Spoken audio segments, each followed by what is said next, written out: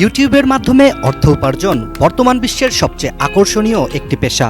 এই ইউটিউবের মাধ্যমে শহর কিংবা গ্রামের ছোট থেকে বড় বিভিন্ন বয়সের কন্টেন্ট ক্রিয়েটররা তৈরি করছেন নিজেদের একটি পরিচিতি। বিশ্বজুড়ে সব দেশেই কম বেশি ইউটিউবের ব্যবহারকারী এবং এর মাধ্যমে উপার্জনকারী রয়েছে। তবে অবাক করার বিষয়টি হচ্ছে ভারতের ছত্তিশগড় রাজ্যে এমন এক গ্রাম রয়েছে যে গ্রামের প্রায় সবাই ইউটিউব কন্টেন্ট ক্রিয়েটর।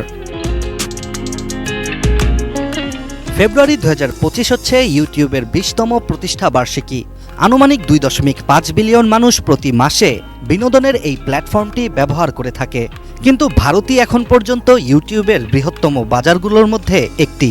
বিগত কয়েক দশক ধরে ইউটিউব শুধু ইন্টারনেট ব্যবহার নয়, বরং মানব সংস্কৃতির ব্যবহার, উপস্থাপন এবং রক্ষা করার বিষয়ে মানুষের চিন্তাভাবনাকে সম্পূর্ণভাবে পরিবর্তন করেছে।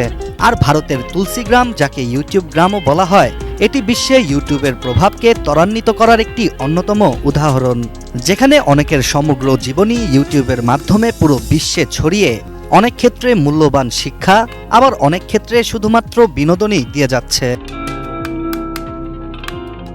তুলসী গ্রামে আনুমানিক 4000-এর বেশি বাসিন্দা রয়েছে বলে জানা যায় আন্তর্জাতিক সংবাদ মাধ্যম বিবিসির একটি প্রতিবেদন থেকে। এই 4000-এর মধ্যে প্রায় 1000-এর বেশিরভাগ মানুষই ইউটিউবার। আর এই 1000 মানুষ গ্রামের সবার সহযোগিতায় ভিডিও তৈরি করে থাকেন, যার ফলে গ্রামের বেশিরভাগ মানুষই কারো না কারো ভিডিওতে উপস্থিত হয়েছেন, যার জন্যেই এই গ্রামের প্রায় সবাইকেই ইউটিউবার বলা হয়। তবে তুলসী গ্রাম একদিনে ইউটিউব গ্রাম নামে খ্যাতি অর্জন করেনি। মূলত করোনা মহামারীর সময় করার কিছু না পেয়ে গ্রামের মানুষ ইউটিউব থেকে ভিডিও দেখেই ইউটিউবে মজার ছলে ভিডিও বানাতে শুরু করেন।